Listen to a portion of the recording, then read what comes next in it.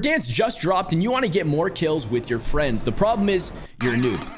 And that's okay. Some of you guys just came back to the game for the first time, or maybe you just haven't heard of the tips we're going to share with you today. What I can promise with you today is that if you watch this video, you will drop more kills and get better at Warzone. This is also a good time to say that if you're above a 3KD player, we got a lot of good videos on the channel for you. This one is not one of those. This is for my beginners that are looking to get more kills today. Let's get into it. All right, the first tip we have for you today is centering. This is probably one of the most important tips. If you could forget everything else of this video and only learn this, I promise you it's going to make you a better player and help you win more gunfights. The problem is I see so many beginners do this wrong, so let's get this right today. If you've never heard of centering, it's literally crosshair placement. It's the center dot at the middle of your screen. All you're doing is making sure this is up and at head to chest level as you move throughout the map, and basically you're placing it where you think your enemy is going to be, okay? So if I'm running up these stairs, I think the enemy is going to be up here, so I'm placing my center dot there. It seems very simple, right? I'm checking this door, I'm checking behind this head glitch, I'm sliding out, checking this window, but I'm keeping this center dot, this center white dot, where I think the enemy is going to be, right around chest to head level as I move throughout the map, okay? The problem is a lot of you beginners, and probably the most beginner mistake that I see people make, is they're pointing their center dot at the ground when they run around. Why? Because it's very normal for us to look down at our feet when we're walking in real life. Well, you guys do it in game and it really hurts your gameplay. For instance, if there's a guy around this corner, my centering is low, I have to make a huge adjustment. And I guess that's the biggest point and the biggest advantage of really good centering is you only have to make micro adjustments to your aim if your centering is good. For instance, if my centering is good, I know a guy's around this corner and I center right here, I only have to make a minor adjustment to my aim to kill him. What that's doing is it's saving us time to kill and giving you an advantage in the gunfight. So get better centering, understand how your center dot moves around the map. Are you facing down like an absolute noob? We'll fix that. Point it up, chest to head level, and just place it where you think enemies will be as you move throughout the map. All right, last thing I want to mention before getting into an in-game example on Verdansk is I want you guys to have full control over the center dot. If you take away anything from centering, it is simply having full control of where this center dot is, and obviously placing it where you think the enemy is going to be. But I don't want you moving around super sporadic like a YY demon that you'll see on TikTok. That's not efficient. That's not how the pros play. If you could take away anything, be under full control of this center dot as you move throughout the map, and it's going to allow you to have much more consistent and efficient gunfights. All right, so here's a quick example of how to center correctly. We're here in the OG Gulag. I'm so excited that Verdansk is back, by the way. And all we're doing here is just searching for any info. We don't have any yet, but listen right here. Boom, we hear the slide cancel to the left from our opponent. All we're doing is putting our center dot where we think the enemy is going to be so that when we actually do have to aim in or fire, we only have to make minor adjustments to that aim. So we know he's in the back left corner. We're putting our center dot there as you see on the screen. And then watch this. We're keeping our center dot over there where we think he is. We hear his footsteps. We're going to slide out to challenge it.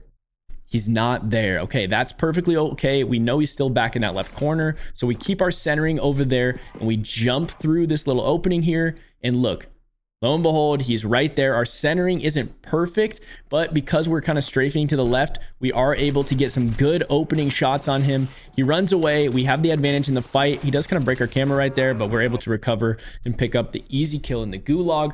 All this to say, I want you guys to keep your center dot as close to where you think the enemy is going to be so that when you actually aim in or fire, you only have to make minor adjustments, if any, to your aim. All right, so having good centering is great, but what if you can't hit your shots and your aim looks like this? Well, that's why we're going to talk about recoil control as tip number 2. All right, to simplify this as best as I possibly can, every gun has its own recoil pattern. If you shoot against the wall, so go ahead and take your Kilo, your AMAX, or whatever gun you're using today. If you shoot against the wall, it has its own pattern. Our job is to control that recoil.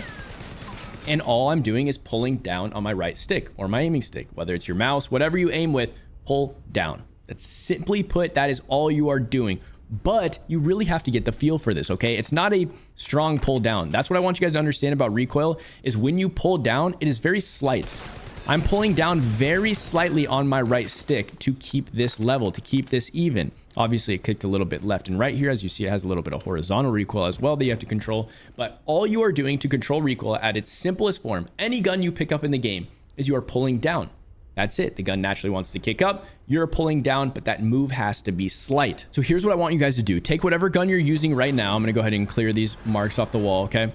Take whatever gun you're using right now, whether it's the AMAX, the Kilo, whatever gun you're using, the AK. You're going to back up against this back wall, shoot it, learn its pattern, and then I want you to try to control its recoil, okay? So now I'm going to try to control the recoil. And what you're going to notice is if you don't have a good feel for it, like let's say I don't control the recoil enough, I don't pull down nearly enough, it's going to leak upwards, right? Simply put, if you are doing it too strong and you're trying to control recoil too much, you're going to get a downward pull and you're going to realize that's not what I should be doing. Okay, so all I want you to do is try to control the recoil against this back wall and shoot it as straight as possible. That's it. If you can understand that and how to control your recoil, you're going to hit a lot more of your shots than you weren't. All right, last thing before we go, we've done this before, but I want to give you guys a drill to work on your recoil control. It's very simple. Whatever gun you have, I have 60 rounds in the mag, whether you're using the Kilo, AMAX, whatever you have, you should have a 50 round or a 60 round mag. Put that on and I want you to shoot each one of these targets. Okay, I'm shooting every single one of these targets without reloading. And then I'm looking down and I have 19 rounds in the mag. Next time I go through this, if I want to improve on that 19 number, I'm going to go through this again. I'm going to reload and try to take out all these targets and have more than 19 bullets left in the mag. 19 is actually really good. I don't know if I want to be able to do that on this rep. Definitely not. Okay, look, I got it down with my last bullet right there. That's perfectly okay. Now I need to know my recoil control was not very good on that rep. I'm going to do this again and try to beat my 0 number. That's all I'm trying to do. Obviously, if I lock in a little bit here, I should be able to do that. We got 13 that time, okay? So you're taking whatever your number is, reloading, and then trying again, trying to beat that number. A lot of you guys are going to get through this. You're not going to be able to knock down that last target. That's okay. What I want you to do is work on your recoil control like we did against the wall over here, and you're going to keep practicing it until you can knock all the targets down in one mag. All right, tip number 3 is movement. We're going to go over 2 things. The first one being very basic, and that's how to slide cancel. If you don't know how to slide cancel by now, let's go ahead and learn this little quick 30-second tutorial. Go to your settings, go to controller tab, then go to the movement tab up here. Turn on tactical sprint assist, go to show more, put this on 0, on, and you're ready to slide cancel. Okay, so all you have to do is sprint or run forward, slide, then press A or jump to stand up. Sprint, slide, jump. Sprint, slide, jump. Boom. That is how you slide cancel. If you haven't learned this before, this is literally at the foundation, the core of movement in Call of Duty. You need to learn how to slide cancel if you haven't already, so make sure to practice it. One additional tip is you can slide any which direction you want. Now with Omni movement, I can slide cancel to the left. I can slide cancel to the right. I can slide cancel backwards. You can go any which direction you want to slide cancel. Go ahead and practice this. If you haven't done this, get into a custom game, a plunger lobby, whatever it may be, and practice your slide cancel. Last quick note on slide canceling. The reason you're doing this is to challenge enemies off the slide cancel. You're a harder target to hit when you use this slide cancel. Bullet velocity and time to kill. They have both changed with this Verdansk update. You die extremely fast. Make sure you're using the slide cancel as you maneuver around the map to be a very hard target to hit. All right, now that the basic tip of slide canceling is out of the way, let's go over something that you guys are not doing as beginner players, and that is what I call shouldering. Shouldering is literally popping your shoulder out behind cover to get info on where an enemy is. That's all shouldering is. Now you can use your slide cancel to shoulder, whatever it may be, but watch how I shoulder this enemy. I don't know exactly where this enemy is, let's say. So when I come around this corner, instead of just like flying out here and then like searching for them with my aim, all I'm going to do is go over here, pop a shoulder out. I got info on them, and now I can correctly center, which is something we learned earlier. But basically by grabbing info and shouldering, that's all I'm doing is grabbing info. Where's my opponent, so that I can properly center and kill that opponent. Here's a perfect example of shouldering. We pop around this corner. We don't know where anybody is, but we did hear shots in this direction. So we shoulder and we end up seeing an enemy in this window in front of us. Now our centering wasn't very good, so all we're doing with the shoulder is popping out behind cover just to get info. We're going to do it a couple more times to help line our centering up.